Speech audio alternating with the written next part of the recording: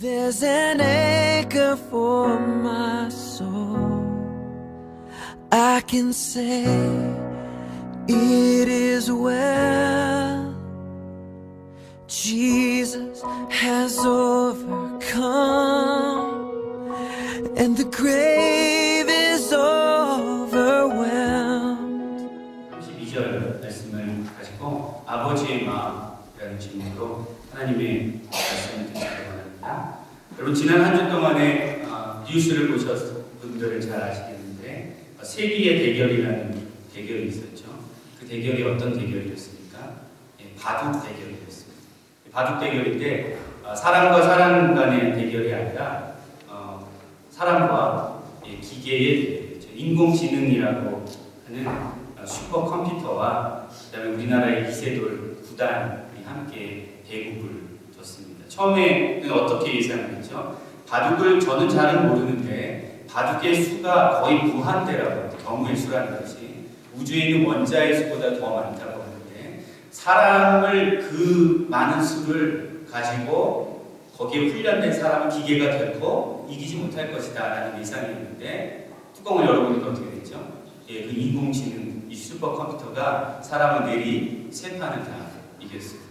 오늘 아침에 기사를 보니까 마침내 이세돌 구단이 사국에서 한 판을 이겼습니다. 제가 그 기사를 보면서 저도 모르게 막 가슴이 막 이렇게 들뜨고 신나가지고 그리고 그 인터뷰를 하는 이세돌 구단의 이 얼굴을 보니까 너무 행복한 내가 이 인공지능 이 바둑 신을 이겼다라는 그러한 마음을 그 얼굴에서 읽을 수 있었습니다. 여러분 우리가 이제는 AI 시대가 다가왔다고 하는 인공지능 그것을 대표적으로 보여준 게 이번에 이 대국이었는데 이전까지 있었던 컴퓨터는 우리가 무엇인가를 입력하면 그것을 프로세스해서 아웃풋을 내는 거였는데 이 인공지능이라고 하는 것은 어떤 겁니까? 우리 인간의 머리처럼 스스로 학습을 할 수 있다는 거예요.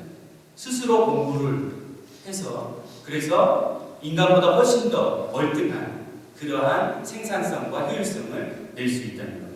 그것을 보면서 우리들이 무엇을 갖게 되죠? 두려움을 갖게 되죠. 야, 앞으로 우리가 살아가게 될 앞으로의 30년, 앞으로의 50년 그리고 우리는 그 정도 살다가 가겠지만 우리 아이들이 살아갈 이 다음의 세대가 과연 어떤 세상이 될까?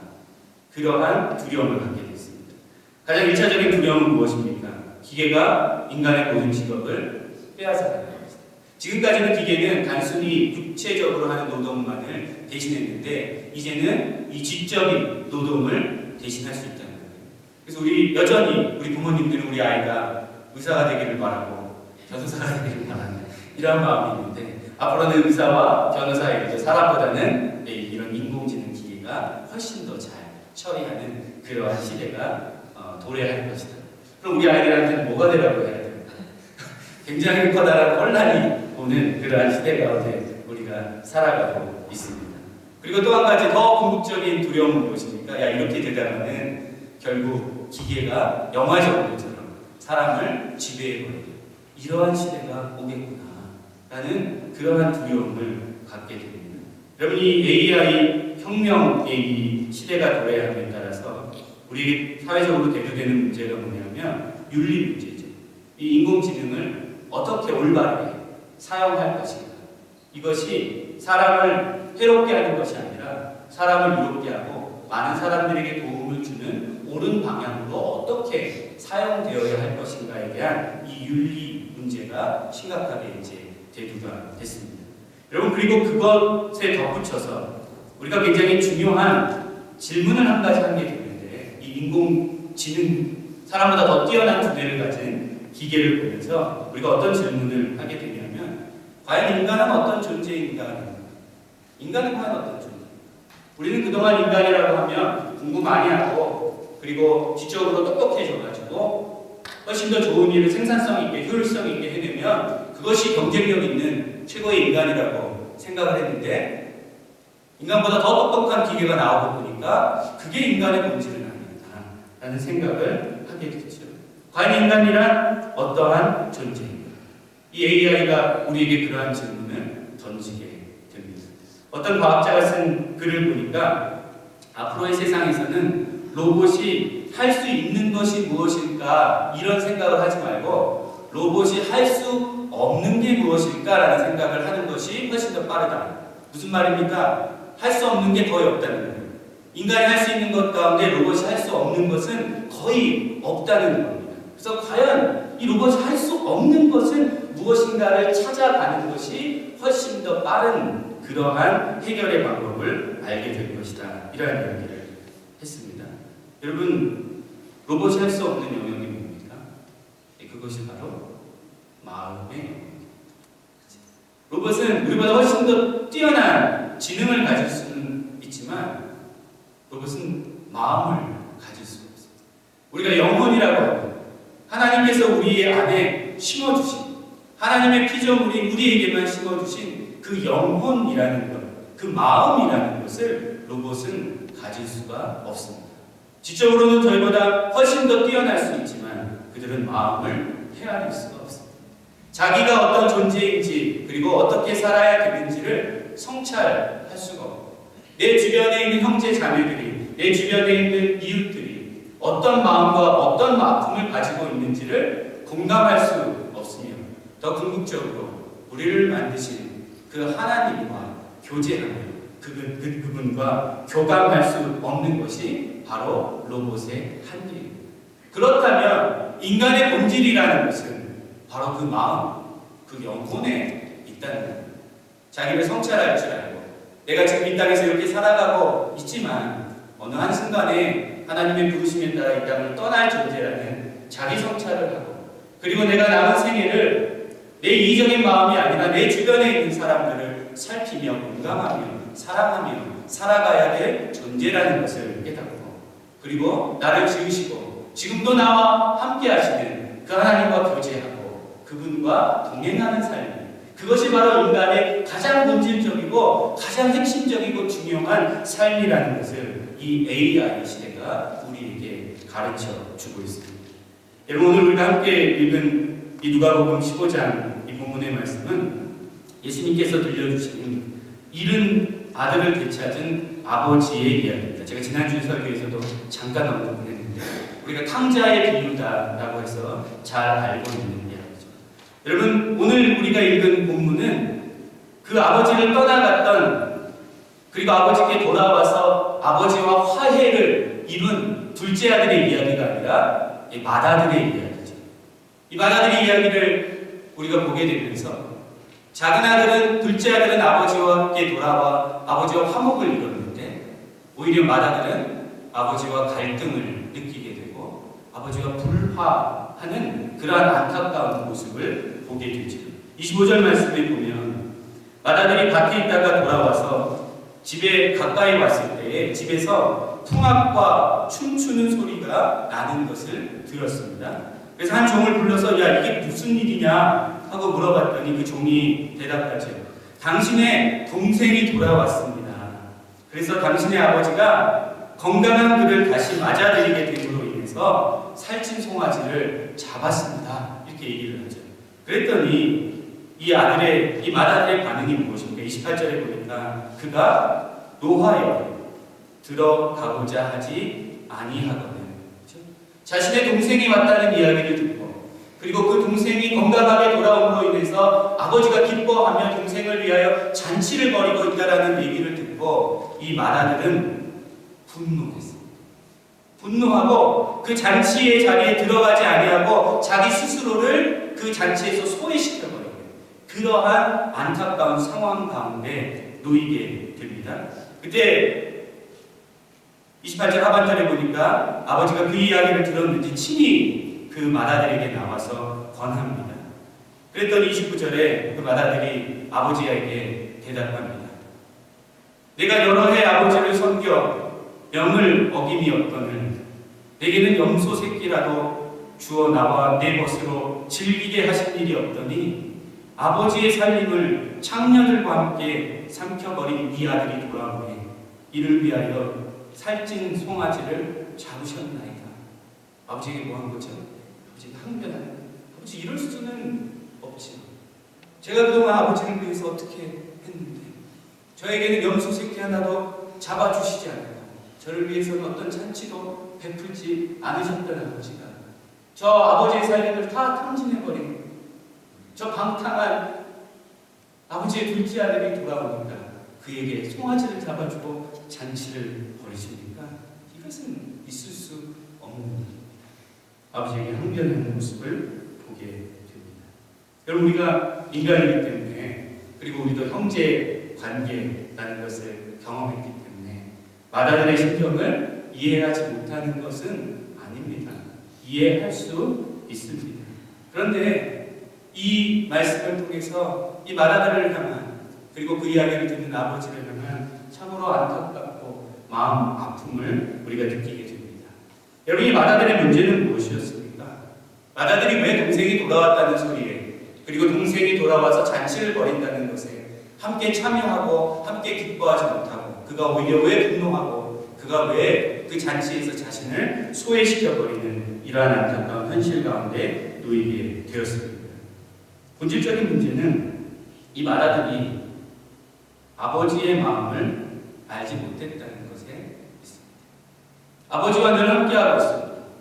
그리고 아버지를 떠나지 않고 아버지를 위해서 일을 하고 있었던 아들이었지만 그는 아버지의 마음이 어떤 것인지를 알지 못했습니다. 특별히 그 집을 떠난 둘째 아들을 향한 아버지의 마음이 어떤 것인지를 조금도 헤아릴 수가 없었습니다.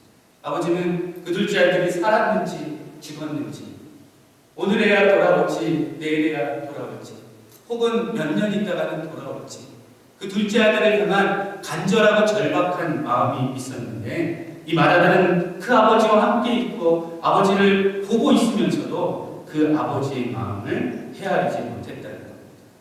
여러분, 이것을 우리의 신앙생활에 적용해 보면 여러분, 물리적인 거리가 마음의 거리와 일치하는 것만은 아니라는 겁니다. 우리 신앙생활에서도 우리가 오랫동안 교회를 다니고 오랫동안 신앙생활을 하고 있다는 것이 우리 아버지 하나님의 마음을 아는 것은 아니라는 겁니다. 마다들처럼 그냥 교회에 머물러 있고 그냥 신앙생활을 하고 있을지는 모르지만 우리도 아버지의 마음, 과연 우리 아버지의 마음이 어디를 향하고 있는지 그것을 알지 못하고 깨닫지 못하는 그러한 안타까운 현실에 놓일 수 있다는 겁니다. 그냥 의무감에 내가 이렇게 신앙생활을 해왔으니까 안 하면 안 될 것 같고 그리고 그냥 습관적으로 형식적으로 하는 신앙생활에서는 아버지의 마음을 아는 그러한 놀라운 은혜는 일어나지 않는다는 거죠. 여러분, 만약에 이 마다들이 아버지의 마음을 알았다면 동생을 향한 그 아버지의 절박한 마음을 알았다면 동생에 대한 자신의 어떤 불편한 마음 그리고 아버지에 대한 서운한 마음들을 극복하고 그가 동생을 위한 잔치에 함께 참여할 수 있는 그러한 은혜가 있었을 줄 압니다. 여러분, 그리고 이 마다들은 동생을 향한 아버지의 마음뿐만 아니라 사실은 자기를 향한 아버지의 마음도 몰랐어요.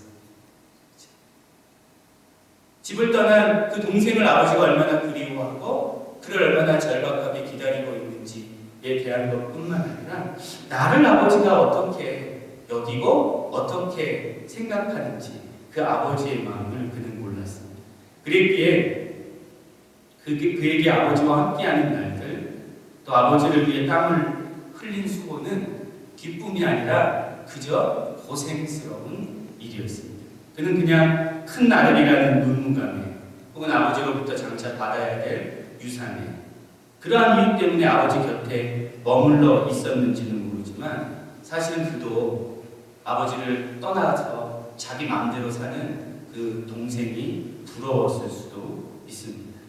즉 어떤 면에서 보면 아버지를 향한 그의 마음은 아버지를 떠났던 그 동생의 마음과 별로 다르지 않은 마음이었다는 겁니다. 그냥 의무감으로 아버지 곁에 머물면서 아버지를 위해 고생하였기에 동생을 위해 잔치를 베푸는 아버지를 보면서 아버지 나를 위해서는 무엇을 해주었냐고 아버지에게 분노하는 일이 일어났다는 것입니다. 모든 문제가 다 자신을 향한 아버지의 마음을 몰랐기 때문에 일어난 일이었습니다. 아버지의 마음을 볼 수 없으니, 아버지의 마음을 알 수 없으니 그에게 보이는 것은 그냥 물질, 살찐 송아지, 그리고 염소 새끼 하나. 날 위해서는 염소 한 마리도 잡아주지 않은 아버지가 저 동생을 위해서는 살찐 송아지를 잡아주는구나 하는 서운한 마음만이 그의 마음을 가득 채워버렸다는 겁니다. 여러분, 그런데 그를 향한 아버지의 마음은 어떤 마음이었습니까? 31절 한번 보실까요? 아버지에게 항변하는 아들에게 31절에 아버지가 이렇게 말씀하십니다. 예, 너는 항상 나와 함께 있으니 내 것이 다 네 것이지 않냐, 이렇게 말씀하십니다. 너는 나와 늘 항상 함께 있으니 내 것이 다 네 것이지. 즉 너와 나는 둘이 아니라 하나이지 않냐. 그게 바로 그 맏아들을 향한 아버지의 마음이었습니다. 내 것이 다 너 것이다. 그런데 이 맏아들은 그 아버지의 마음을 알지 못했기에 서운해하고 분노하고 그리고 아버지에게 항변할 수밖에 없는 그러한 처지에 놓이게 됩니다. 여러분, 사도 바울은 고린도전서 15장 10절에서 이렇게 고백합니다. 그러나 내가 나되는 것은 하나님의 은혜로 된 것이니 내게 주신 그의 은혜가 헛되지 아니하여 내가 모든 사도보다 더 많이 수고하였으나 내가 한 것이 아니요 오직 나와 함께 하신 하나님의 은혜로다, 이렇게 고백을 합니다. 바울은 자신이 모든 사도보다 더 많이 수고하였다라고 고백합니다. 그러나 그 수고가 사실은 내가 한 것이 아니다. 그렇게 수고할 수 있었던 것이 바로 나와 함께 하신 하나님의 은혜였다라고 고백을 하게 됩니다. 여러분, 이 맏아들도 내가 아버지와 그냥 함께 할 수 있었던 것, 그리고 아버지 곁에 머물러서 아버지를 위해서 일할 수 있었던 것이 바로 나에게 은혜고 그것이 기쁨이고 그것이 선물이라고 알았다면 아버지에게 어떤 보상을 요구하지 않고 동생을 위해서 잔치를 베푸는 아버지를 향하여서 항변하지 않는 그러한 아름다운 일이 일어나게 됐을 줄 압니다. 여러분, 하나님을 위해 수고할 수 있다는 것, 하나님과 함께하고 있다는 것, 그것이야말로 하나님의 자녀된 우리의 가장 커다란 은혜요 선물인 줄로 믿습니다. 여러분, 그 은혜를, 그것이 선물임을, 그리고 함께하는 그 기쁨을, 아버지를 위해서 헌신하고 수고하는 그 행복을 알게 될 때 우리도 바울처럼 눈에 보이는 어떤 보상을 바라는 것이 아니라 그냥 하나님의 은혜에 감사하며 그리고 하나님의 은혜를 찬양하고 영광을 돌리는 아름다운 역사가 일어나게 될 줄로 믿습니다. 여러분, 하나님의 자녀된 우리에게 정말로 요구되는 것이 우리 아버지의 마음을 아는 겁니다. 여러분, 우리가 하나님의 자녀라고 하잖아요. 제가 하나님의 아들이고 여러분들도 하나님의 아들이니 하나님의 딸이라고 합니다. 부모의 마음을, 아버지의 마음을 아는 것, 그리고 그 아버지의 뜻대로 행하는 것이 자녀의 마땅한 도리인 줄로 믿습니다. 여러분, 그러면 우리가 하나님 아버지의 마음을 어떻게 알 수 있을까? 그것은 사람의 마음을 우리가 서로 알아가는 것과 크게 다르지 않습니다. 여러분, 사람의 마음을 어떻게 압니까? 사람의 마음을 아는 방법은 함께 좋은 시간을 많이 보내는 것이죠. 함께 진실하고 깊이 있는 대화를 해나가는 것. 아무리 20년, 30년, 40년 살았던 부부도 어떤 부부는 남남처럼 살아가고 어떤 부부는 한 몸처럼 살아가게 됩니다. 무슨 차이입니까? 서로 마음을 열고 가식 없이 꾸밈 없이 진실하게 대화하며 서로의 시간을 많이 보낸 사람들이 서로의 마음을 알아가는 것입니다. 여러분, 하나님의 마음을 알아가는 것도 마찬가지죠. 성경을 통해서 이렇게 선포되는 설교 말씀을 통하여서 하나님의 말씀을 듣고 그분의 마음이, 우리 아버지의 마음이 여기를 향하고 있구나, 또 우리 아버지의 마음이 나를 향하여 이런 마음이시구나 라는 것을 우리가 절절하게 깨닫게 되어갈 때 우리는 하나님의 마음을 알아가는 것이죠. 그리고 또 내 안에 있는 마음을 있는 그대로 속이지 않고 외식하지 않고 하나님 앞에 고백하고 아버지 하나님 앞에 말씀드리며 나아가게 될 때 우리는 아버지의 마음을 알게 되고 우리 아버지 하나님과 아름다운 깊이 있는 교제를 나누어 가게 될 줄로 믿습니다. 여러분, 사실 신앙생활은 우리 아버지 하나님의 마음을 알아가는 과정입니다. 여러분, 그 기쁨을 알지 못한다면 우리는 사실 신앙생활을 아직 잘 모르고 하는 거죠. 내가 아버지의 마음을 알고 나를 향한 아버지의 사랑을 알아서 그 아버지를 기쁘게 해드리고 싶고 그 아버지의 손과 발이 되어 이 땅 가운데 하나님의 나라를 이루고 싶은 그 열정이 생기는 것, 그리고 그것으로 기뻐하며 살아가는 것, 이것이 사실은 우리 신앙생활의 너무나도 핵심적이고 본질적인 부분이라는 겁니다. 여러분, 우리가 지금 사순절 기간을 지내고 있는데 사순절에서 우리가 진짜 묵상하고 알아야 할 것이 무엇입니까? 그 아들 예수 그리스도를 이 땅에 보내시고 십자가에 내어주신 우리 아버지 하나님의 마음을 아는 것, 우리를 얼마나 사랑하셨기에 또 나를 얼마나 귀히 여기셨기에 하나님의 아들 예수를 이 땅에 보내시고 십자가에 내어주셨습니까? 그 아버지의 마음을 알아가는 것이 사실은 사순절 묵상의 가장 핵심적인, 그리고 나를 위해서 친히 그 아버지의 뜻을 이루시며 십자가를 지신 우리 주 예수 그리스도의 마음을 알아가는 것, 그것이 사실은 사순절에 우리가 묵상하며 깨달아야 될 부분이라는 것. 여러분, 복음성가에 보면 하나님께로 더 가까이 갑니다 라는 찬양이죠. 하나님께로 더 가까이 갑니다. 고통 가운데 계신 주님이라는 찬양이 있습니다. 우리 찬양을 하면서 왜 우리 하나님이 고통 가운데 계시노? 그런 생각을 해봤습니다. 여러분, 하나님의 마음이 고통 가운데 계십니다. 하나님의 자녀된 우리들이 하나님의 마음을 알고 싶어 하지 않았어요. 거기에는 관심이 없고 그냥 살찐 송아지와 염소새끼, 내가 얻을 수 있고 내가 누릴 수 있는 그것에만 우리의 마음이 가 있기 때문에 우리 아버지 하나님의 마음이 고통 가운데 계십니다. 간절히 바라기는 오늘 말씀을 듣고 하나님의 마음을 알기 위하여 힘쓰는 저와 우리 성도님들이 되시기를 소망합니다. 그래서 아버지의 마음을 시원케 해드리고 아버지와 동행하며 아버지와 내가 둘이 아니라 우리는 아버지 안에 있고 아버지와 하나라는 것을 깨닫고 오직 하나님의 뜻이 정말로 내 뜻이 되어서 그 아버지 하나님을 영화롭게 하며 하나님을 위해서 살아가고 하나님과 사랑하며 살아갈 수 있는 저와 우리 성도님들이 되시기를 주의 이름으로 간절히 축원합니다. 우리 시간에 같이 한번 기도하기를